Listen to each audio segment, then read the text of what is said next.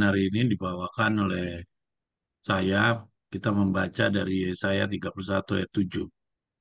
Karena pada hari itu setiap orang akan membuang berhala-berhala peraknya dan berhala-berhala emasnya yang telah dibuat oleh tangan-tanganmu sendiri bagimu menjadi suatu dosa. Sekiranya kita tidak memiliki berhala-berhala apapun, maka tidak mungkin ayat ini ditulis sedemikian ini. Apakah artinya berhala-berhala itu? Sesuatu berhala ialah apa saja yang menghalangi di antara kita dan Allah. Sebagai ilustrasi sederhana, sekiranya Anda tahu bahwa yang benar bagimu untuk segera dilakukan sekarang ialah memindahkan buku ini dari tempat ini ke tempat itu. Tetapi sekiranya ada sesuatu yang menghalangi dan Anda membiarkannya tetap menghalangi, maka Anda mungkin terlalu malas untuk menyingkirkan halangan itu. Sehingga dengan demikian Anda menunjukkan bahwa Anda lebih mencintai kegampangan atau santai daripada mencintai tugas kewajibanmu. Atau sebaliknya, Anda lebih mencintai halangan itu sendiri daripada ingin memenuhi kewajiban Anda. Apa saja yang menghalangi Anda daripada melaksanakan sesuatu yang harus dilaksanakan ialah berhalamu. Dari penyelidikan kita hari ini, kita akan mampu mengetahui dan mengerti bahwa kita sekarang berada dalam zaman apabila umat Allah akan membuang semua berhala-berhala mereka. Persoalan besar yang harus diselesaikan oleh masing-masing kita sekarang ialah ini. Adakah kita secara pribadi sedang ikut di antara orang-orang yang sudah membuang setiap berhalanya? Tidak seorang pun dapat memutuskan hal ini bagimu. Anda sendiri harus memutuskannya. Pelajaran yang penting bagi kita untuk dipelajari ialah ini. Kita sedang mendekati persimpangan jalan, di mana kita harus memutuskan apakah kita ingin berada di antara banyak orang yang oleh Daniel dikatakan akan disucikan dan diputihkan dan dicobai dan mengerti, atau di antara orang-orang yang akan makin melakukan kejahatan dan tidak mengerti itu.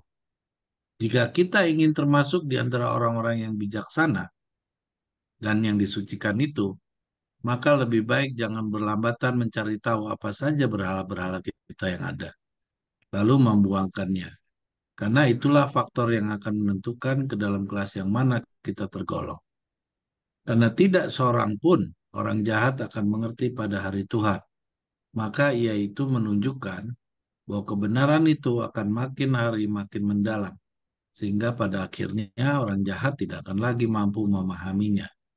Tetapi masalah yang pertama sekali membuat mereka hilang dan buta ialah apabila mereka menemui berhalanya lalu menolak meninggalkannya. Perkara-perkara yang kita cintai dan hargai melebihi kerajaan Allah ialah berhala-berhala kita. Pilihlah olehmu pada hari ini juga kepada siapa hendak kamu membaktikan diri. Jika Tuhan itu Allah, ikutilah dia, tetapi jika Baal, maka ikutilah dia. Tidak seorang pun dapat melayani dua majikan, karena mungkin ia akan membenci yang satu dan mencintai yang lainnya. Atau sebaliknya ia akan berpegang pada yang satu dan meremehkan yang lainnya. Engkau tidak mungkin dapat membaktikan diri kepada Allah dan juga kepada Mammon. Matius 6 ayat 24, simbolik Kut jilid 12 nomor 6 dan 7. Sudah habis? Renungan ini pendek ya, tapi maknanya luar biasa. Jadi di ayat itu, karena pada hari itu setiap orang akan membuang berhala-berhala peraknya dan berhala-berhala emasnya yang telah dibuat oleh tangan-tanganmu sendiri bagimu menjadi suatu desa. Di alinea yang terakhir tadi sudah dijelaskan bahwa apapun yang menghalangi ya kepentingan daripada datangnya kerajaanmu itu adalah berhala-berhala kita. Saya tidak perlu panjang lebar menjelaskan ya karena masing-masing kita masih sedang bergumul menghadapi masing-masing punya berhala. Ya, terutama saya pribadi karena saya pribadi juga sedang bergumul untuk bagaimana kita yang namanya kerajaan sorga itu menjadi kepentingan kita yang utama, tetapi bukan kepentingan kita adalah mencari nafkahnya atau masalah-masalah terkait dengan pencarian nafkah tersebut. Ya, kebetulan saya sedang diaudit nih sekarang ya. Ini ada sedikit kesaksian karena saya diaudit BPK. Jadi ini masalahnya juga rumit. Jadi seakan-akan kalau sudah seperti ini, saya tidak bisa fokus terhadap kerajaan tadi. Ya, karena ini BPK ini masalahnya besar. Di Republik ini kan kalau sudah bicara BPK itu udah bicara good corporate governance. Nah, ini kan menjadi salah satu pekerjaan rumah saya bagaimana masalah audit BPK ini tidak mengganggu pikiran saya terhadap kerajaan Tuhan itu sendiri. Dan mungkin bagi saudara-saudara yang lain, berhala-berhalanya masing-masing terjadi di dalam tempat kita mencari nafkah ya, di tempat kita bekerja. Di mana pada saat kita sedang bekerja, ya itu konsentrasi kita terhadap penurutan, pergumulan kita terhadap pemahaman ajaran agama yang diberikan kepada kita itu menjadi tantangan juga. Ya, ini mudah-mudahan apa yang disampaikan oleh tulisan Alkitab dan Nyonya White ini, dan termasuk Victor Lutef tadi disebutkan di buku Simbolikot, menjadi renungan kita ya, selalu dan selalu bahwa berhala-berhala itu menjadi pekerjaan rumah kita. Jangan sampai berhala-berhala itu akan menjadi halangan pada saat waktunya tiba. Saya kira hanya itu yang bisa saya sampaikan. Ya, ini ayatnya luar biasa bagus dan sangat mendorong kita menjadi renungan kita pada Sabat sore hari ini. Terima kasih. Ya, terima kasih Saudara Victor. Saudara-saudara sekalian, apa yang tadi Victor sampaikan itu mungkin walaupun kita tidak menyuarakan isi hati kita, masing-masing kita tidak akan pernah ada satu orang ya sampai sejauh ini ya, sejauh yang saya pelajari, tidak ada satu orang ya sekarang yang tidak punya masalah dengan yang namanya berhala. Jadi kita sudah sama-sama kita baca sangat jelas sekali bahwa berhala ini bukan hanya materi, tapi Victor Hutef kasih contoh dari cerita memindahkan buku. Kalau kita sampai malas untuk memindahkan buku, itu bukan bicara materi, bukan bicara tentang uang. Segala sesuatu hanya sebuah kemalasan saja menunda atau bahkan menyayangi kemalasan kita. Itu juga sudah berhala. Ini yang dijelaskan oleh Victor.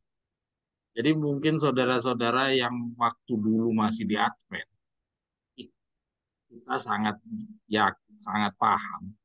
Selalu ditanamkan oleh gereja bahwa yang namanya berhala itu selalu berkaitan dengan benda. Tapi ternyata dari kebenaran yang berkembang yang disampaikan oleh Victor Utrecht ditegaskan kepada kita. Segala sesuatu yang membuat kita mengalihkan perhatian kita kepada Allah, ya, menghalangi kita hubungan kita dengan Allah, menunda atau apapun juga itu namanya berhala. Kalau lihat dari definisi ini, adakah di antara kita yang belajar sekarang ini sudah tidak mempunyai berhala? Saya yakin semuanya masih punya berhala. Apalagi ayat ini sudah tegas di Yesaya 31 ayat 7, dia bilang pada hari itu setiap orang akan membuang berhala-berhala perak ya dan berhala-berhala emas yang telah dibuat oleh tangan-tanganmu sendiri bagimu menjadi suatu. Jadi dikatakan sama Victor Uteh pada hari itu. Jadi sepenuhnya kita ya para pembaca buku Tongkat Gembala, para pembaca dari interpretasi dari Victor Uteh baru dikatakan sepenuhnya meninggalkan berhala pada hari H ya pada tahun 2027 nanti. Jadi artinya sekarang ini kita sedang proses menuju ke sana. Bukan berarti oh ya udah nanti aja kita buangnya. Nanti. Tapi untuk mencapai nanti itu kita udah belajar 7 kali jatuh, 7 kali bangun. Itu semua prosesnya sekarang. Tapi pada akhirnya benar-benar kita benar-benar bisa membuang itu berhala. Ya. Masih kita akan buang berhala itu pada hari H. Ya. Saudara-saudara sekalian, yang saya mau tegaskan kepada kita di sini, kita coba lihat yang paling pertama kita hitamkan. Ya. Sekiranya kita tidak memiliki berhala-berhala apapun, maka tidak mungkin ayat ini ditulis sedemikian ini. Jadi Victor Hutef itu menegaskan bahwa sekiranya kita tidak memiliki berhala, pasti tidak akan mungkin ayat ini ditulis seperti ini. Ya. Disampaikan, meramalkan tentang orang-orang yang akan dilepaskan dari sidang Laude. Jadi artinya berhala ini masih merupakan bahaya, masih merupakan bencana bagi calon-calon 144.000. Walaupun yang namanya berhala itu sudah kita kenal dari zaman air dari zamannya air bah. Jadi nama berhala ini bukan hal baru, bukan baru diketahui di periode pintu kasihan tertutup bagi sidang, bukan. Sudah dari Adam dan Hawa yang namanya berhala itu sudah kita kenali karena definisi tadi jelas segala sesuatu yang mengalihkan perhatian kita, ya hubungan kita dengan Allah itu adalah berhala. Maka dari sejak Adam dan Hawa sudah ada berhala. Tapi di dalam kesempatan yang paling terakhir ini Victor Utef tegaskan bahwa calon 144.000 pun tidak luput dari masalah yang sudah hitungannya sudah apa ya, udah basi lah ya, yaitu berhala dari Adam dan Hawa. Ternyata itu pun juga masih menjadi masalah. Ternyata apa sih kenapa kok masih menjadi masalah? Karena berhala ini bukan hanya sesempit pandangan kita yang selama ini, yang kita kira hanya benda-benda. Ternyata tidak. Walaupun ayatnya mengatakan, dia bilang boleh anak ke atas anak. Kita lihat ayat-ayatnya, kita baca sama-sama. Kalau kita lihat dari sumber akan Taurat dan sumber dari Victor tongkat gembala adalah Alkitab. Nah, kita baca Alkitabnya nih sumbernya. Di sumbernya dia bilang karena pada hari itu setiap orang akan membuang berhala-berhala perak dan berhala-berhala emas. Ya, nah jadi jelas perak dan emas itu konotasinya kepada benda. Tapi penjelasan Victor Hutef lebih luas daripada sekedar benda. Jadi artinya betapa luasnya pemahaman yang Victor Hutef bagikan kepada kita. Kalau kita cuma perak dan emas, mungkin pandangan kita semua, oh saya nggak punya perak, saya nggak punya emas. Kalau gitu saya nggak punya berhala. Ya, jadi nggak salah kalau Victor Hutef bilang sekiranya kita tidak memiliki berhala-berhala apapun, maka tidak mungkin ayat ini ditulis demikian. Ternyata puas sekali yang dimaksud dengan berhala itu. Ya, jadi saudara-saudara sekalian, ini kita sajikan, ya saya dan Victor sajikan dalam rangka kita sedang berjuang masuki pendidikan 40 hari. Menuntaskan pendidikan 40 hari. Dan ini adalah bagian yang sulit. Salah satu bagian yang tersulit dari diri kita. Karena masing-masing kita tuh punya kecintaan terhadap diri kita sendiri. Tadi kita sudah baca bahwa alasan kita tidak mau memindahkan buku apa? Tadi Ana boleh ke bawah. Alasan orang tidak mau memindahkan buku karena dia malas. Ya, karena dia lebih mencintai kegampangan. Atau sebaliknya katanya lebih mencintai halangan itu. Nah, saya jujur, saya pribadi, saya merasa masih punya halangan-halangan. Berhala-berhala. Dan boleh kita katakan mungkin kita bukannya mencintai kegampangan, tapi cenderung lebih buruk lagi, yaitu mencintai halangan itu. Ya. Mencintai halangan itu, misalkan harga diri, kita tidak mau direndahkan, itu kita mencintai diri kita, itu sudah mencintai halangan itu sendiri. Dan ini harus dibuang. Ini adalah bagian-bagian dari berhala yang harus dibuang, mencintai diri sendiri. Dan itu tidak mudah, mencintai diri sendiri, karena diri sendiri ini bukan perak atau emas, ya, yang mudah dibuang. Ini diri sendiri kalau mau dibuang ya kita harus binasa. Apa mungkin kita harus membinasakan diri kita untuk kita bisa menang? Kalau diri kita binasakan, tidak ada kemungkinan kita bisa menang. Ya, ini Kita lanjut ke bawah, Ana.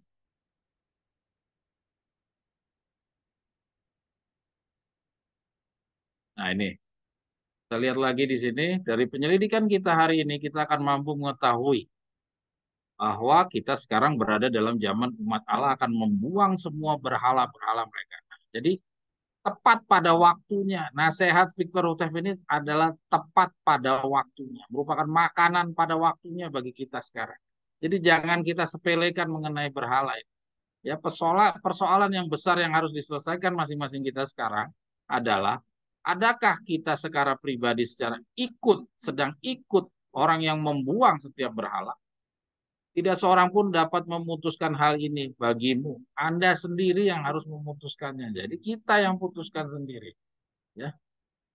Jadi inilah pelajaran 40 hari kita. Kita sudah jujur 3,5 tahun tidak berhasil membuang semua berhala-berhala kita. Rasul-rasul tidak berhasil membuang 3,5 tahun. Dibutuhkan 40 hari untuk membuang. 3,5 tahun banding dengan 40 hari sangat singkat. Jadi artinya kita pun juga punya waktu yang sangat singkat untuk membuang semua hal yang kita tidak berhasil di dalam pendidikan 3,5 tahun. Jadi sebagaimana rasul-rasul punya waktu yang diberikan singkat, kita pun juga diberikan waktu yang singkat. Kalau kita mau menang. Lanjut, Ana.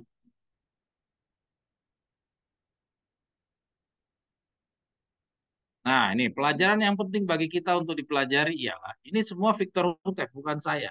Jadi kata-kata pelajaran yang penting, itu Victor Hutef yang katakan, yang menyampaikan. Mari kita baca sama-sama. Kita sedang mendekati persimpangan jalan di mana kita harus memutuskan apakah kita ingin berada di antara orang banyak yang oleh Daniel dikatakan akan disucikan dan diputihkan, dicobai dan mengerti, atau di antara orang-orang yang makin melakukan kejahatan dan tidak mengerti itu. Ya, nah ini yang terpenting.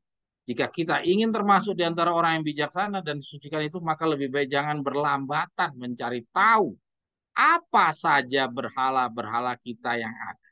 Jadi kita disuruh cari tahu dulu. Jadi bukan Tuhan langsung kasih tahu ini loh, ini berhalamu, berhalamu. Enggak. Kita sendiri yang harus aware, ya, harus peka sama diri sendiri. Kamu punya masalah itu di mana? Ya, jangan masalahnya orang yang kita lihat, jangan berhalanya orang yang kamu buka matamu untuk lihat. Berhala yang disuruh lihat adalah diri kita sendiri.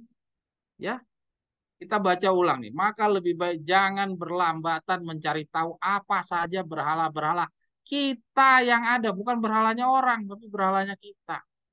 Lalu membuangnya. Jadi untuk membuang itu harus tahu dulu.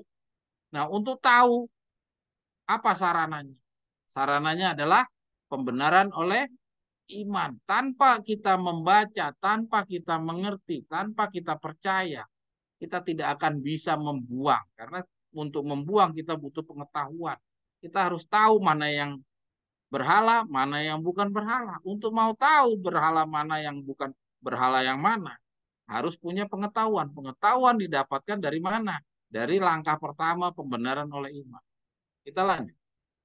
Karena itulah faktor yang akan menentukan ke dalam kelas yang mana kita tergolong. Nah, jadi kesediaan kita membuang berhala kita, disitulah kita akan terlihat kita ada di kelas yang mana.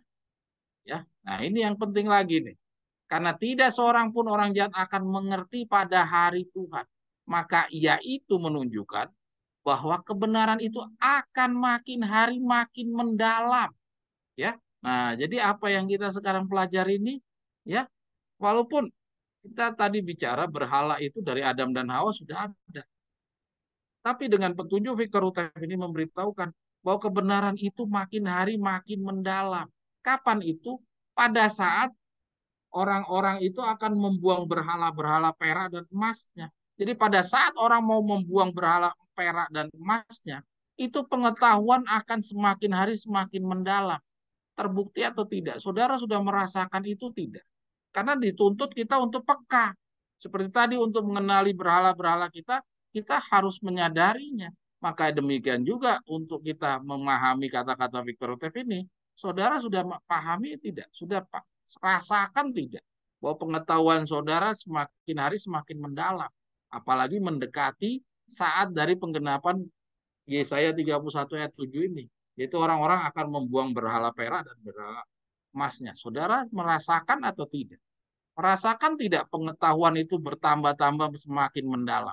Kalau saudara tidak merasakan, saudara masih, kayaknya yang dulu-dulu pengetahuan kita begitu-begitu aja. Wahyu pasal 12, wanita dari bersalutkan matahari dan bulan. Dari dulu pengetahuan kita ya itu-itu aja. Dari dulu tetap nggak boleh time setting. Dari dulu tetap juga kita pakai organisasi. Dari dulu juga gini-gini aja pengetahuan. Nah, kalau begitu, mulailah saudara buka mata. Apakah saudara ada di mana? Saudara bukan lagi suruh meninggalkan berhala, tapi saudara suruh mengidentifikasi dulu. Saudara berada di tempat yang benar atau tidak. Karena rumusnya dari kata-kata Victor Houteff ini tegas. Ya, kalau di saat penggenapan berhala-berhala itu mau dibuang, itu kebenaran harus makin hari semakin mendalam. Ya, oke, kita lanjut. Sehingga pada akhirnya orang-orang jahat tidak akan lagi mampu untuk memahaminya. Jadi dulunya orang jahat masih bisa memahaminya. Tapi ketika kebenaran itu makin hari makin mendalam, pada akhirnya orang jahat tidak akan lagi mampu memahaminya. Terbukti atau tidak? Dengan kita sudah mulai terpisah dengan lalang, jauh-jauh hari terpisah dengan lalang. Belakangan kita semakin terpisah dengan sekam-sekam. Dan kita semakin berjarak dengan si sekam-sekam. Sekam-sekam masih bicara tentang Wahyu pasal 12. Ini saya bicara Wahyu pasal 12 karena Daniel kemarin melemparkan tentang Wahyu pasal 12. Masing-masing disuruh bicara itu. Tokoh-tokoh tokoh-tokoh di Ambon, Papua itu disuruh bicara khotbah tentang Wahyu pasal 12. Nah, apakah pengetahuan kita bertambah atau tidak? Nah, ini dia. Ya. Di sini kita bisa lihat bahwa sekarang kita semakin hari semakin jauh jarak pemahaman kita dengan orang-orang yang sudah jatuh dalam sekam. Ya. Sehingga kata-kata ini tergenapi. Ya.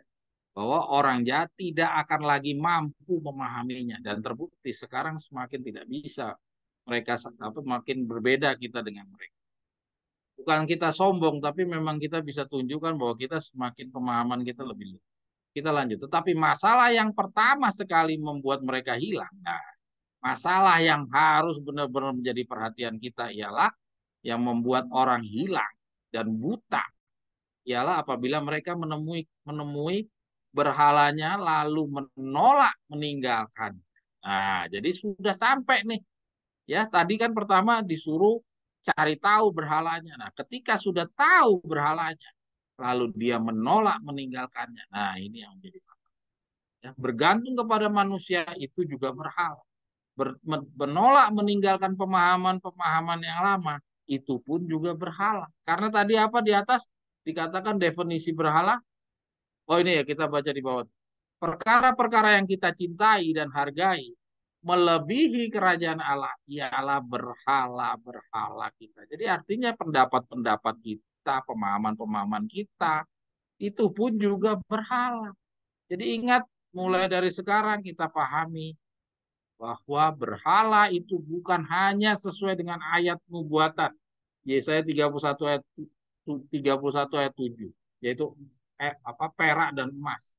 Berhala itu termasuk segala sesuatu, termasuk pikiran kita, ya, ambisi kita, keinginan kita, nafsu kita, cinta kita, itu semua adalah berhala. Selama hal itu menjadi penghalang hubungan kita dengan Allah, ya itu adalah berhala. Jadi jelas bisa sekarang dipahami bahwa ada yang sudah tidak mempunyai berhala pada saat ini. Saya yakin setelah kita pahami apa yang kita baca ini, sekarang kita harus akui bahwa masalah berhala ini adalah masalah kita bersama. Ya, oke, yang bawah apa? Nah, ya, di sini kita dibilang kalau kita masih rata-rata orang punya berhala itu karena dia punya dua, dua apa tuh? Dua majikan. Ya. Dia punya dua tuan yaitu diri sendiri dan Tuhan. Ketika diri sendirinya yang mana? Diri sendirinya adalah sesuatu yang bertentangan dengan Tuhan punya. Ya, itu adalah Mamon katanya. Matius 6 ayat 24. Kalau kita baca nubuatan Matius pasal 6, itu banyak sekali nasihat-nasihat di pasal 6. Ya, saudara-saudara bisa telusuri. Bicara tentang Matius 6 itu ada buku apa yang namanya Kap ya. Kap itu apa sih? Saya lupa Kap itu apa ya? Bukunya Nyawet yang istilahnya apa singkatannya Kap itu. Ya nanti saudara bisa buka di dalam buku EGW Writing, nanti singkatannya Kap. Apa itu Ana yang biasa baca buku rewriting itu apa pernah bukan rewriting tapi EGW Writing, Kap, atas bukit ya kalau nggak salah tuh. Khotbah di atas bukit. Ya, kalau nggak salah khotbah di atas bukit Kap. Itu Matius 6 itu banyak dibahas sama Nyonya White. Ya, kira-kira demikian renungan pendahuluan kita. Renungan pendahuluan ini akan mengilhami semua pembelajaran kita sampai di akhir. Ya, karena yang akan kita pelajari ini adalah kewajiban-kewajiban kita di dalam periode 40 hari. Ini pembukaannya kita bicara tentang berhala.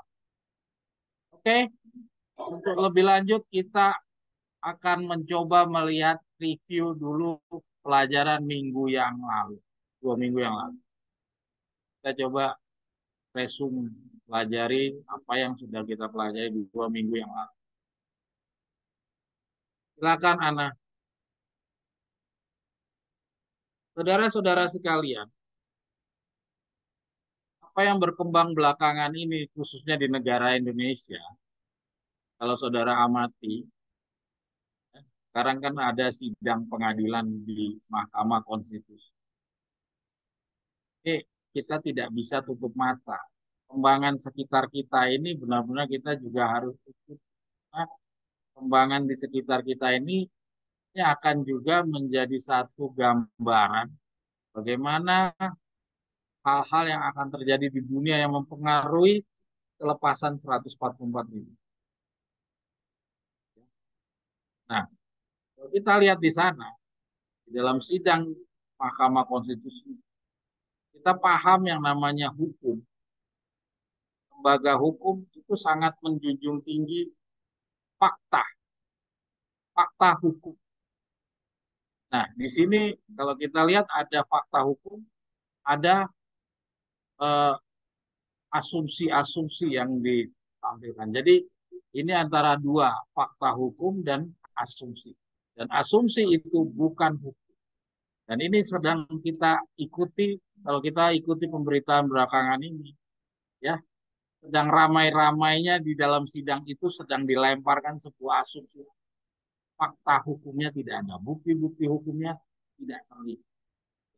Jadi kalau kita melihat mundur kepada pengalamannya, bagaimana sidang pengadilannya Yesus, ya, sidang pengadilannya Yesus dahulu, ini sama, yaitu tidak ada fakta hukum, tidak ada bukti hukum yang ditampilkan, di mana Yesus dikatakan apa? Dikatakan Yesus itu mau makar, Yesus mau mendirikan kerajaannya sendiri, Yesus mendorong orang-orang untuk melawan pemerintahan resmi Roma pada saat itu fakta hukumnya nggak ada. Semua hanya melalui opini-opini. Ya. Dan bahasanya kalau kita baca Alkitab bahasanya adalah hasutan. Nah, jadi ini gambaran yang kita bisa lihat sekarang ini. Kira-kira nanti kita pun juga sama. Mungkin nanti kesempatan lain saya akan coba tampilkan bagaimana calon 144 ribu itu nanti akan dipenjara, ada yang diasingkan, ada diapakan, ya semua sama sebagaimana contohnya Yesus dahulu. Ya, Yesus tidak mempunyai salah sedikit pun. Yesus sama sekali tidak merugikan apapun bagi bangsa Yahudi ataupun bangsa pemimpin pemimpin sipil waktu itu Roma. Tapi hasutan-hasutan akhirnya mampu membuat orang-orang Yahudi lebih memilih Barabas daripada Yesus. Jadi apa? Kemenangan apa itu? Kemenangan hasutan. Jadi hati-hati dengan yang namanya hasutan. Banyak. orang-orang yang menjatuhkan dari hasil. Ya, sekarang kita coba lihat resume singkat pelajaran sahabat yang lalu. Ya, di mana kita belajar kemarin dari buku Simbolikot jilid 13 nomor 1 dan 2. Ya, di mana dari pelajaran ini kita terbuka, semakin terbuka bahwa ternyata kelepasan yang nanti dialami oleh 144.000 bukan hanya dari perang Raja Utara Raja Selatan dari Daniel pasal 11, bukan juga hanya dari konfederasi, ya, dampak dari peperangan yang tadi, konfederasi dari Yesaya 7 dan Yesaya 8. Tapi ada satu lagi yang kita lihat di sini, ternyata ada dampak daripada permasalahan krisis ekonomi yang diciptakan oleh lembaga perdagangan dunia. Itu adalah sarana dari si perempuan akan duduk di atas punggung. Ini penting saudara-saudara sekalian untuk kita harus pahami, karena ini akan mempengaruhi kelepasan 144.000. Kita harus paham kesusahan yang bagaimana yang kita akan hadapi. Jadi kalau kita sudah mengikuti semua petunjuk-petunjuk ini, sudah mempersiapkan diri bahwa betapa susahnya kesusahan yang akan kita hadapi, ya, maka kita mungkin lebih mampu bertahan dibandingkan kalau kita tidak tahu apa-apa sama sekali. Ya, mari kita baca resumnya beberapa poin yang kita sudah simpulkan dari pembelajaran minggu yang lalu. Pertama, ya, dari tulisan Victor Hutef Simbolikot jilid 13 nomor 1 dan 2, ia mengatakan, alasan perempuan Babel itu akan didudukkan untuk memerintah dunia akan tergantung pada pohon-pohon itu. Para penguasa yang harus lebih dulu jatuh dalam keguncangan yang kini baru dimulai. Ya, saudara-saudara sekalian, selama ini kita mengira perempuan Babel dari Wahyu pasal 17. Kita selalu mengira dampaknya hanya kepada buah-buah kedua. Ternyata dengan petunjuk dari simbolikot ini, sekarang kita bisa terbuka lagi semakin nyata bahwa ternyata 144.000 duluan yang akan menjadi sasaran daripada si perempuan ini. Ya, ya. Sasarannya yaitu apa? Memang tidak secara langsung dia nyerang kepada 144.000.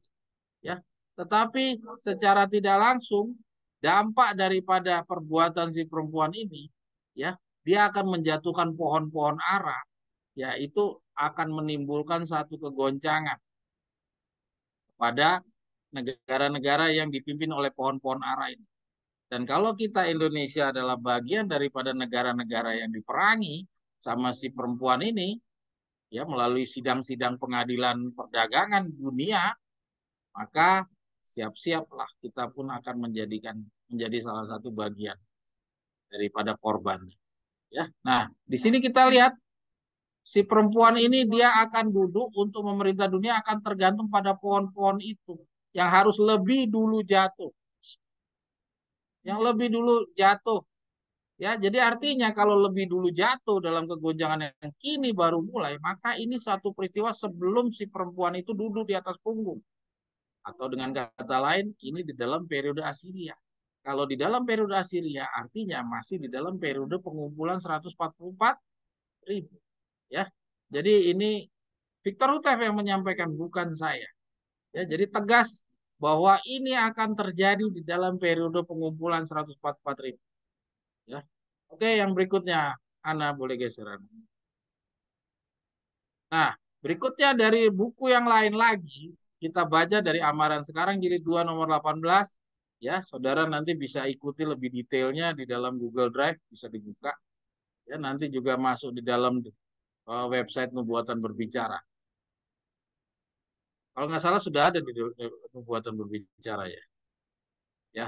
Nah, ini kita lihat di dalam di dalam Amaran Sekarang jilid 2 nomor 18, Victor Hutef menjelaskan bahwa perempuan ini mampu menguasai dunia dan menyingkirkan pemenang peperangan Daniel 11 adalah melalui perdagangan. Ya, bukan jualan ajaran agama palsu seperti yang di Tongkat Gembala jilid 2. Ya, jadi di dalam Tongkat jilid 2 Gembala jilid 2 dijelaskan bahwa si perempuan ini akan menguasai dengan ajaran agama. Tapi dari Amaran Sekarang itu lebih luas diberikan kepada kita bahwa ternyata bukan hanya lewat ajaran agama, tapi lewat perdagangan. Ya, nah, kita lebih lanjut ini. Nah, setelah kita coba rangkaikan ini mutiara-mutiara kececer, maka kita jadi paham bahwa dampak kepada buah-buah pertama itu berbeda dengan dampak yang diterima oleh buah-buah kedua. Kalau buah-buah kedua nanti perempuan itu duduk di punggung, maka dia menguasai semua, mau bidang bidang ekonomi, mau bidang pemerintahan, dia kuasai semuanya. Sehingga dampak kepada buah-buah kedua itu melingkupi seluruhnya, yaitu pemaksaan hari Minggu dan juga apa? Yaitu tidak boleh berjual beli. Tapi untuk calon 144.000 karena dia belum menguasai seluruh dunia, ya, dia tidak bisa memaksakan orang calon-calon 144.000 melalui pemaksaan perdagangan. Dia belum menguasai dunia, tetapi dia bisa mempengaruhi melalui dampak daripada pohon-pohon kayu yang tadi, pohon-pohon ara yang jatuh tadi. Jadi itu adalah dampak dari krisis ekonomi, ya, karena sistem monopoli perdagangan yang diciptakan. Oke, lanjut. Yang kemudian lagi dari penjelasan Victor Hugo dari buku Amaran Sekarang yang Sama, dikatakan dikembangkan perlahan-lahan di dalam PBB. Jadi si perempuan ini munculnya tuh dikembangkan perlahan-lahan di dalam PBB. Saudara-saudara, sekali lagi, bukan hanya dari simbol ikut, tapi dari Amaran Sekarang kita juga sudah lihat bahwa tegas bahwa Victor Hugo sampaikan bahwa dampak dari perempuan ini tidak langsung langsung kepada buah-buah kedua saja, tapi dimulai dari buah-buah pertama. Jadi kalau ada orang yang mempersalahkan kita bahwa penyimpulan kita ini kepada buah-buah pertama, wah ini si Ren udah nambah-nambah. Ini semua Amaran Sekarang dan simbol ikut yang mengatakan. Karena dikatakan dikembangkan perlahan-lahan di dalam PBB. Jelas-jelas ketika perempuan itu nanti duduk di atas punggung, dia tidak perlahan-lahan lagi. Dia sudah sangat menguasai. Sehingga buat apa dilakukan perlahan-lahan? Ya, kenapa dikatakan perlahan-lahan? Karena ini masih di dalam periode Asiria. Ya, nah di dalam periode Asiria disinilah perempuan itu perlahan-lahan dinaikkan ke atas panggung. Melalui siapa? Melalui PBB. Dan melalui PBB kita tahu sistem organisasinya di PBB. PBB itu punya divisi-divisi, ada divisi organisasi perdagangan, ada divisi pariwisata, ada divisi pendidikan, ya UNESCO, ada divisi yang yang lain-lainnya lagi, ya. Nah, dalam hal perempuan ini akan duduk di mana kita tahu bahwa perempuan ini nanti akan menguasai perdagangan dunia melalui larangan untuk berjual beli, maka kita bisa paham yang dimaksud dengan lewat PBB itu adalah melalui organisasi apa? Yaitu organisasi WTO, World Trade Organization. Ya. Terus juga melalui WTO, PBB juga punya lembaga keuangan negara, lembaga keuangan dunia, yaitu International Monetary Fund. Dan ini kita bisa tahu ini dari apa yang kita saksikan dari hari ke hari. Terbukti Indonesia sekarang sedang dituntut di sidang WTO, ya, untuk menghilangkan permintaan dari negara Indonesia untuk mau mengembangkan usahanya, bukan hanya jualan bahan menghentikan penjualan bahan baku. Itu akan menjadi dampak kepada kita semua. Ini salah satunya Indonesia dan ini berkembang. Jadi melalui WTO ini dia akan perlahan-lahan didorong oleh PBB untuk menguasai sampai nanti pada akhirnya dia duduk di atas punggung. Ya, oke, lanjut, lanjut Ana. Dikembangkan perlahan-lahan, ya, tidaklah kemunculannya langsung duduk di punggung, ya. Beda. Nah, ini yang tadi kita bilang beda dengan waktu nanti dia perempuan itu duduk di atas punggung. Kalau dia duduk di atas punggung, dia tidak lagi perlahan-lahan. Nah, ini ya. Jadi perlahan-lahan jelas sama pengertiannya dengan kata-kata harus lebih dulu. Sehingga dengan demikian kita harus paham bahwa perspektif penulis maksudkan tindakan perempuan Babel ini berlakunya kepada calon 144.000, bukan kepada buah-buah kedua. Ini juga menjawab saudara Victor waktu kemarin di grup Nubuatan berbicara mempertanyakan, dan ini adalah demikian tertulis semuanya. Boleh lanjut Ana. Ini kita perlu benar-benar detail mencermati karena ini adalah nasib kita, ya. Nah, yang selanjutnya ini ada yang kelima, meneruskan poin pertama tentang pohon-pohon ara dari penelusuran dampak perseteruan pemimpin-pemimpin negara yang tidak bersedia tunduk kepada penguasa perdagangan, ya. Mereka dipaksa turun. Mereka memanfaatkan agen-agen dari negara yang bersangkutan dengan menciptakan hasutan-hasutan untuk melegalkan usaha upaya menjatuhkan pemimpin tersebut. Hal ini kita bisa lihat dari pengalaman Saddam Hussein, ya. Ini fakta-fakta, ya, apa yang kita saksikan dari ke hari. Saddam Hussein pemimpin Irak, jelas dia tidak membangun suatu persenjataan nuklir, tapi dituduh sama Amerika waktu kemarin itu dengan menciptakan senjata nuklir. Ini adalah sarana untuk menjatuhkan pohon ara, ya.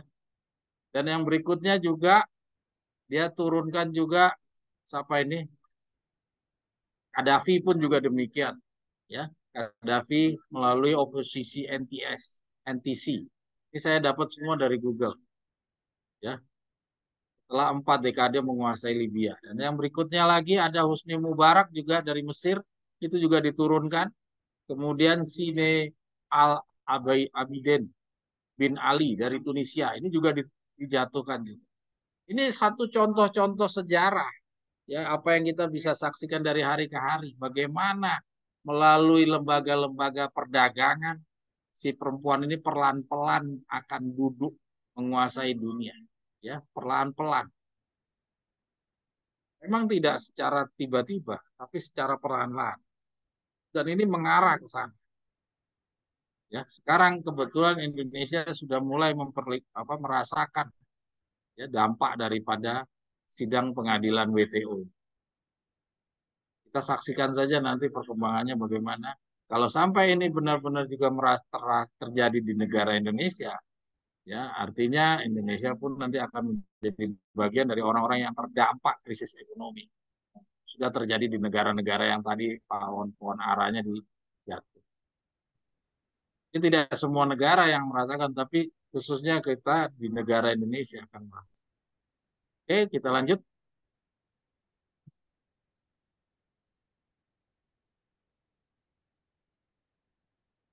Oke, ya, 6 itu gejolak ekonomi. Yang ketujuh, nah, di dalam amaran sekarang jilid 2 nomor 18, jika hati kita telah mencita-citakan kekayaan, nah ini kata-kata dalam amaran sekarang. Jika cinta kita kepada uang menjadi lebih besar daripada cinta kita untuk membantu mendirikan kerajaannya, maka tidak ada lagi harapan. Mereka yang sedemikian mungkin akan mendapatkan diri mereka tertarik secara magnet ke bawah ke dalam Babil. Jadi kalau kita punya cita-cita dalam mendapatkan kekayaan, tidak ada harapan katanya. Kita harus ingat bahwa cinta kepada uang adalah akar daripada segala kejahatan. Bahwa adalah lebih mudah seekor unta berjalan melalui lubang jarum daripada seorang kaya masuk ke dalam kerajaan. Itu sudah kita sering dengar. Tapi yang paling kita pentingkan untuk pahami adalah kutipan yang berikutnya ini. Tetapi dengan sangat menyesal, ini Victor Hutef semua yang katakan, ya.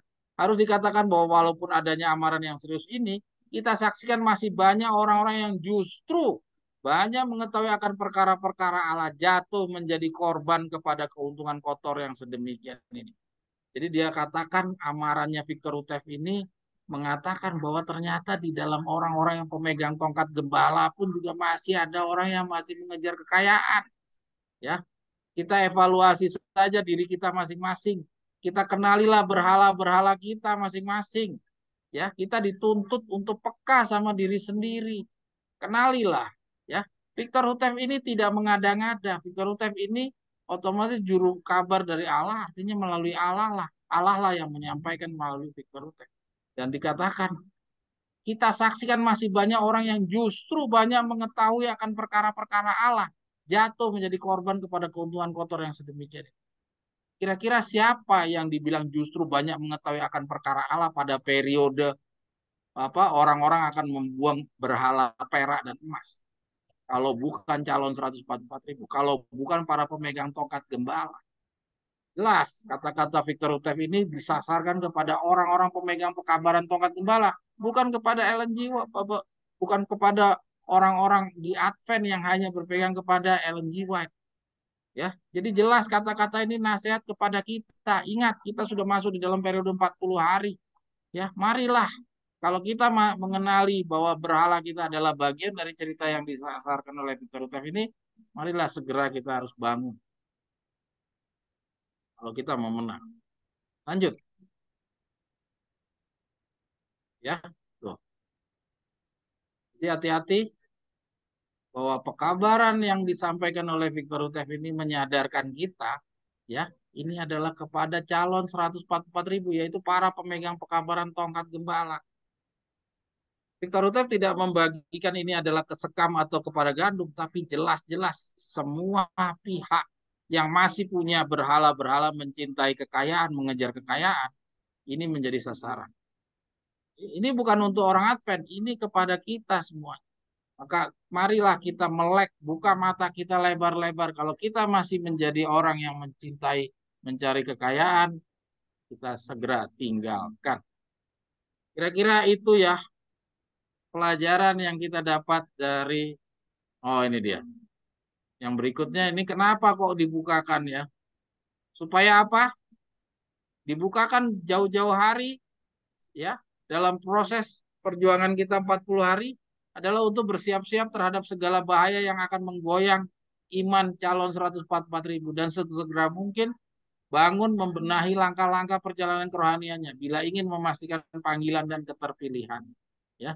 Jadi ini semua dibukakan gulungan-gulungan kebenaran ini semakin hari semakin mendalam seperti yang direnungan pendahuluan tadi yang orang jahat tidak mengerti. Kita semakin hari semakin mendalam. Jadi dibukakan supaya kita bisa sesegera mungkin meninggalkan membenahi diri. Hal-hal yang belum kita benahi dalam 40 hari ini kita lakukan. Yang kita gagal di 3,5 tahun kita lakukan pada saat 40 hari. Mungkin kira-kira itu ya. Jadi semakin hari semakin banyak yang dibukakan. Oke, berikutnya Ana, dia mau komentar silakan kalau dia mau komentar. Itu Nah, yang tadi tuh. ya silakan Victor. Nah, kalau tahu tahu aku kan ada nabi palsu ya di Amerika itu yang binatang bertanduk dua. Lalu di situ ada yang namanya orang tidak boleh berjual beli selama tidak memiliki tanda dari binatang itu kan. Nah, pemahaman aku itu si perempuan tadi itu duduk di punggung tuh itu yang di dunia. Tapi yang di Amerika itu si binatang bertanduk dua.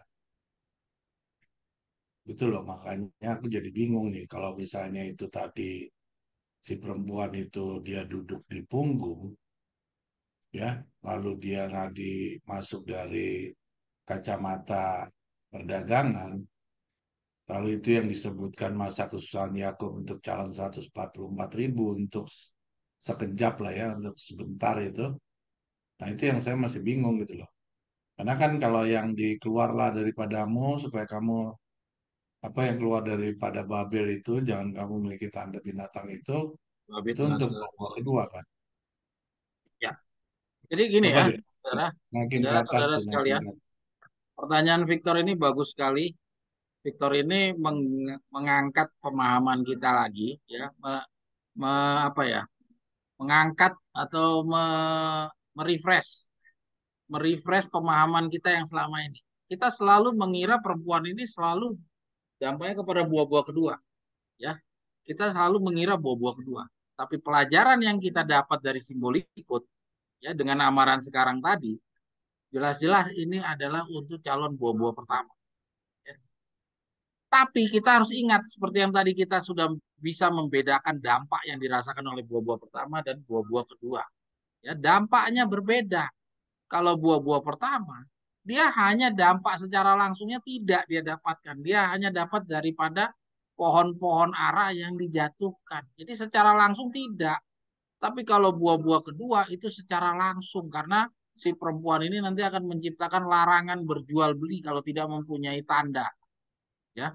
Nah, pertanyaan Victor tadi, dia bingung ini kan yang terjadi di Amerika dan ini perempuan ada di atas punggung, ya.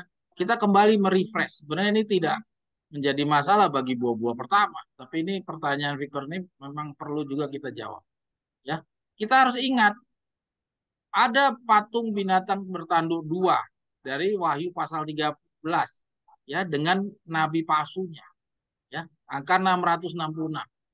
Ini dia akan menciptakan satu dampak kepada hanya secara lokal ya secara lokalisasi hanya di Amerika, tidak terdampak kepada negara-negara yang lain ya, pada negara-negara yang lain. Ingat, yang berkuasa pada saat itu walaupun nanti tidak dia memberikan kekuasaan kepada perempuan ya, tapi di saat itu bukanlah Amerika yang akan mendominasi di dunia. Sehingga dampak yang terbuat dari si Nabi palsu 666 itu hanya kepada calon-calon orang-orang yang akan ditobatkan dari Niniwe. Ya, sekali lagi ini sebenarnya untuk buah-buah kedua, bukan buah-buah pertama.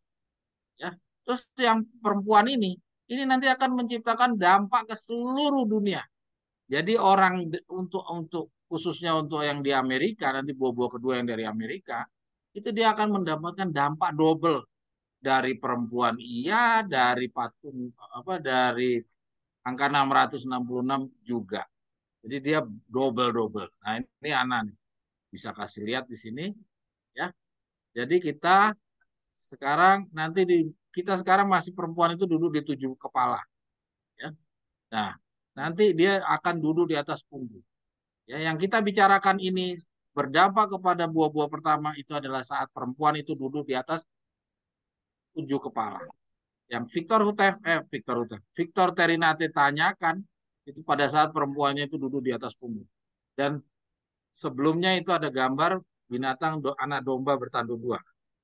Dalam gambar ini tidak diperlihatkan adanya nabi palsu. Ya, kira-kira begitu. Ada yang mungkin perlu ditanya lagi, Victor? Bisa dipahami?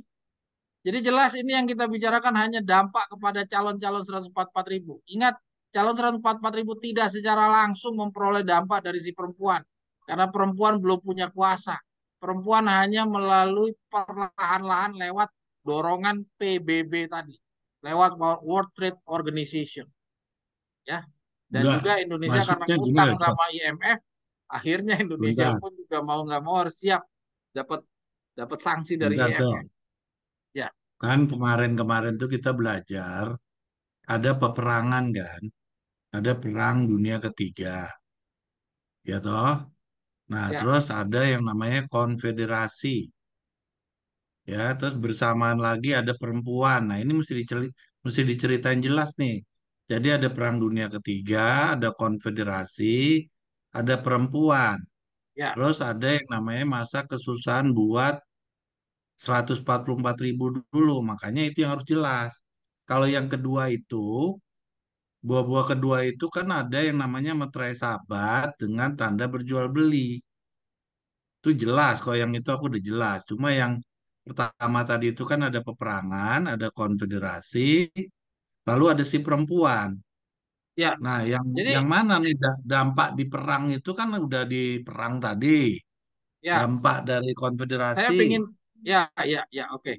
Saya pengen dengar dari yang lainnya ada yang mungkin mempunyai pertanyaan yang sama atau masih agak kebingungan. Saya rasa sebenarnya tidak perlu bingung karena kita sudah pelajari tentang Daniel pasal 11 perang Raja Utara Raja Selatan. Kita sudah pahami selama ini bahwa 144.000 akan dilepaskan di dalam masa perang dan perang itu adalah dari Daniel pasal 11. Ya, ini teman-teman Wako Texas juga sudah paham. Ya, ini yang dipahami oleh Davidian pada umumnya adalah seperti itu. Dan ini pasal 11 Raja Utara lawan Raja Selatan, yaitu Mohamedan dan juga orang-orang dari blok eh, Kristen, ya, Protestan. Ya, nah ini akan berperang. Ya, bangsa pemerintahan sipil ya, bukan pemerintahan agamanya yang berperang. Nah, dari dampak peperangan ini, ya terciptalah rasa takut. Ya, ini kita belajar dari nubuatan Yesaya 7 dan Yesaya 8. Rasa takut inilah yang mendorong negara-negara itu nanti akan menciptakan satu konfederasi. Ya, konfederasi itu artinya apa? Konfederasi antara pemerintah apa agama-agama ini bekerja sama dengan pemerintahan sipil. Untuk apa? Untuk mencari perlindungan dari dampak peperangan. Ya, nah di sana nanti akan ada tawaran kepada gereja Advent. Dan gereja Advent tentunya juga masih karena Davidian ini masih berada di dalam sidang, tidak keluar, maka kita pun juga akan ditawarkan.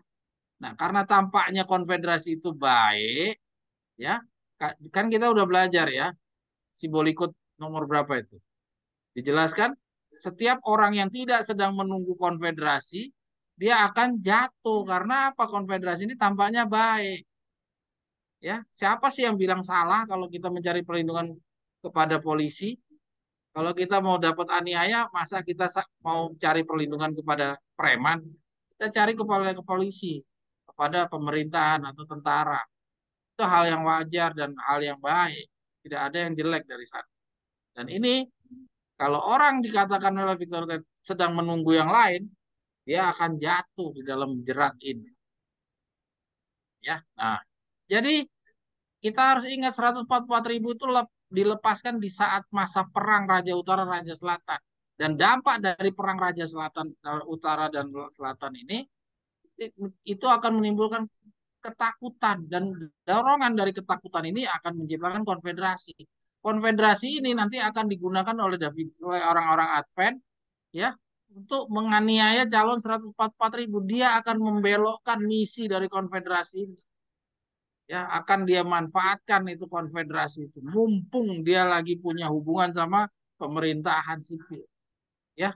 Nah, kira-kira seperti Ya itu. itu, ya itu aku jelas kalau yang Nah, terus di konfederasi itu luar yang itu perempuan. ada Nah, perempuan gitu loh. itu dia. Artinya kan kita tidak kena dampak dari perempuan itu kan. Kita Secara dampaknya kena. langsung tidak, secara Nah, langsung itu dia. tidak, tapi kalau memang lewat sidang-sidang pengadilannya WTO, ya, memberikan krisis ekonomi, mengembargo lah, misalkan seperti kayak yang kita lihat di Irak, di negara-negara yang tadi para pohon-pohon aranya dijatuhkan. Nah, kira-kira kalau di sana ada umat Allah terdampak nggak? Kalau ada calon-calon 144.000, dia akan terdampak nggak? Ini Victor Huta sudah bukakan, ini tujuannya untuk membuat calon-calon 144.000 mempersiapkan diri. Karena kamu punya dampak bukan hanya dari perang, kamu juga punya dampak dari konfederasi. Kamu juga akan mempunyai dampak daripada krisis ekonomi. Belum lagi yang lain lagi yang sudah seluruh dunia Kristen juga udah paham, termasuk dunia Islam pun juga paham bahwa ada gempa bumi, bencana alam. Jadi di tengah-tengah semuanya itu calon 144.000 mau dilepaskan. Itu ya. Pertanyaan Ya, ya. Victor Utef lagi, sorry. Insya Pertanyaan Victor ini mau membukakan pikiran kita bahwa marilah kita kombinasikan pengetahuan yang sudah kita punya dahulu dengan perkembangan kebenaran yang sudah lebih jauh, lebih mendalam seperti sekarang ini. Jadi kita harus kombinasikan, ada perang, ada konfederasi, ada dampak dari si perempuan. Memang tidak langsung dari perempuan, tapi krisis ekonomi yang diciptakan oleh perdagangan dunia, mafia-mafia ya, ya. perdagangan dunia. Setuju, paham. Ya, jadi perempuan itu memang tidak langsung berdampak kepada kita, belum, karena perempuan itu nggak punya kuasa menekan, tapi dia melalui menjatuhkan pohon-pohon ara. Nah, disitulah terciptakanlah embargo-embargo yang membuat krisis ekonomi di negara-negara di mana pohon kayunya diturunkan, pohon aranya diturunkan.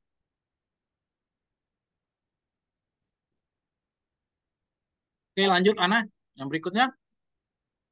Yang berikutnya ini kita kembali lagi ditegaskan ini setelah saya coba pelajari lebih luas lagi, saya dapatkan lagi petunjuk lain lagi yang tadi dari Amaran Sekarang jilid 2 ya, nomor 18 ya tadi. Ya, simbolikot Amaran Sekarang jilid berapa tadi itu anak? Aku lupa. Nah, yang sekarang ini kita dapat lagi petunjuk dari Amaran Sekarang jilid 1 nomor 12. Mari kita baca sama-sama.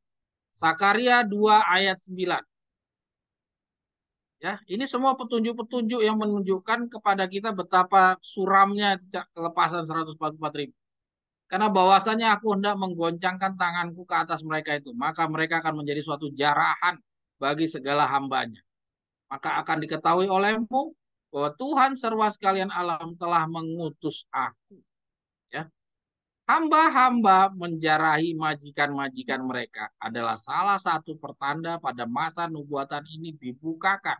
Nah, lihat, ini satu petunjuk lagi nih diberikan kepada kita. Ya, dibukakan kepada kita. Jadi artinya satu, udah perang, konfederasi, ada dampak krisis ekonomi, ada lagi nih. Ya, ada lagi ternyata antara kaum buruh melawan kapitalis. Ya, melawan yang punya duit. Jadi hamba-hamba menjarahi majikan-majikan mereka. Jadi ada penjarahan ini. Ya, bisa dibayangkan ini seperti kasus tahun 98 di Jakarta, ya. Nah, nanti itu akan kita dilepaskan dalam kondisi yang begini nih. Maka dunia mengetahui bahwa buruh dan pimpinan perusahaan kini terlibat dalam pergolakannya yang terbesar. Nah, jadi terbesar. Jadi dulu sudah pernah ada pergolakan, tapi pergolakan yang nanti itu terbesar. Dan sebagai hasilnya komunisme mengancam seluruh dunia. Nah, ya. Jadi hasil akhirnya adalah komunisme mengancam seluruh dunia. Kita tahu komunis kok mengancam, baru mau mengancam. Karena apa? Karena belum menang perang. Ini masih di dalam periode Raja Utara, Raja Selatan. Jadi komunisnya belum menguasai, belum memenangkan perangan. Toh juga nanti setelah menang perang, menguasai, dia cuma sekejap. Karena nanti direbut sama si perempuan. Duduk di atas punggung. Ini nih adalah saat di mana 144.000 mau dilepaskan. Jadi akan terjadi di dalam masa krisis, ya, krisis antara perang antara majikan dan buruh. Lanjut lagi Ana, yang berikutnya lagi kita lihat dari amaran sekarang nomor 1, jilid 1 nomor 35. Kita lihat lagi. Yesaya 35 ayat 10. Maka segala orang tebusan, Itu catatan itu tadi dari kamu ya? Catatan ya, di atas. oh itu catatan dari aku.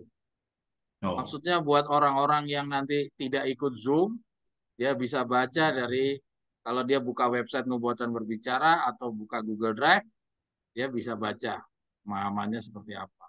Karena kalau kita cuma kasih kutipan-kutipan, alur berpikirnya mungkin tidak bisa dapatkan. Karena ini kita hasil galian-galian. mm. Kalau kita nggak kasih catatan, nanti pemahaman si pembaca itu akan tetap saja dengan pemahamannya yang dahulu-dahulu dia punya. Tapi dengan kita sekarang bukakan, kita tuntun untuk melihat Ya, ya, rangkaian benar. kebenaran yang pemahamannya yang lebih maju lagi itu seperti apa. Ya, oke, sekarang Yesaya 35 ayat 10. Maka segala orang tebusan Tuhan akan kembali dan akan datang ke Sion dengan nyanyian-nyanyian dan kegembiraan kelak kekal pada kepala mereka. Mereka akan memperoleh kesukaan dan kegembiraan, maka kesusahan dan keluhan akan berlalu. Ya, jalan raya itu membawa ke Sion. Dengan nyanyian-nyanyian dan kesukaan kekal, orang-orang tebusan itu akan masuk ke sana. Tidak lagi bersusah hati ataupun mengeluh.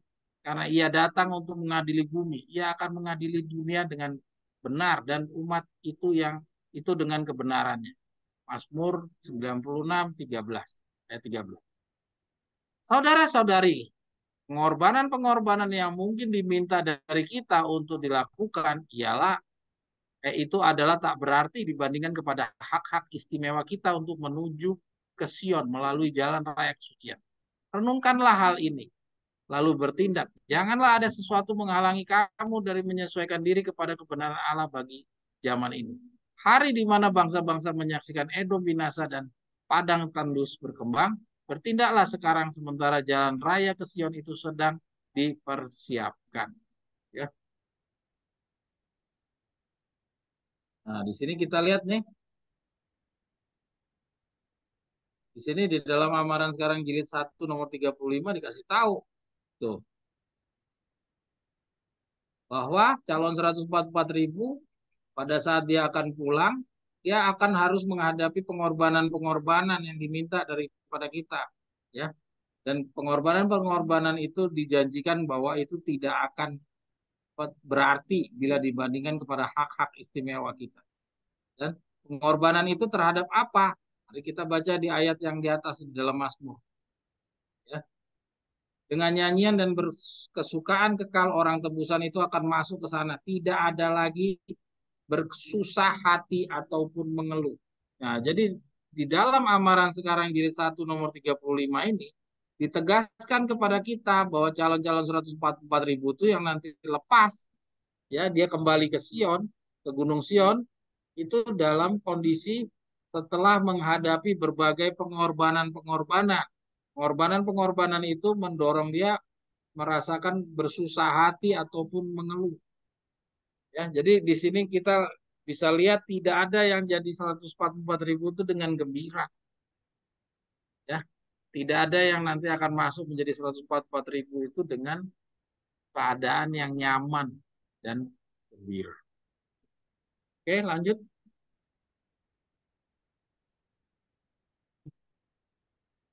Kalau dilihat ceritanya itu ciri-cirinya berarti si pemimpin dijatuhkan Ya, ya oleh si perempuan.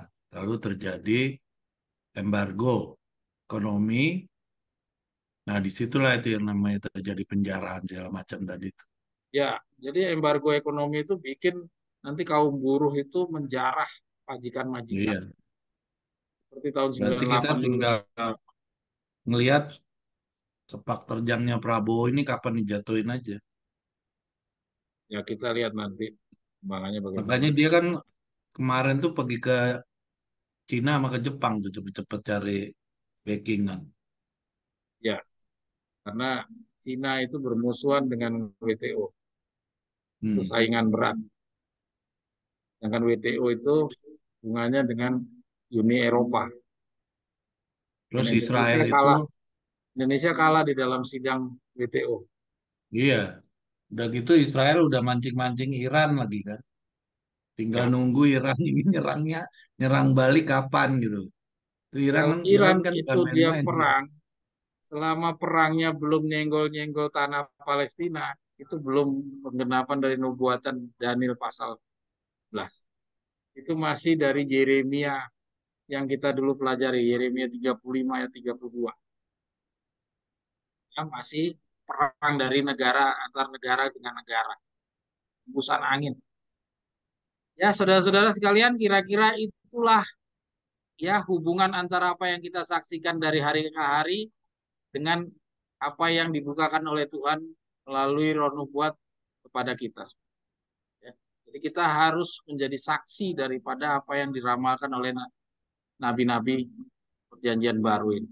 Karena nabi-nabi ini tidak ikut hadir pada saat ini. Jadi kita lah yang harus menyaksikan sendiri ramalan-ramalan yang disampaikan oleh Victor Utevin. Ya. Jadi kembali lagi Ana boleh balik lagi Ana Yesaya 35 ayat 10. Yang tadi terakhir itu.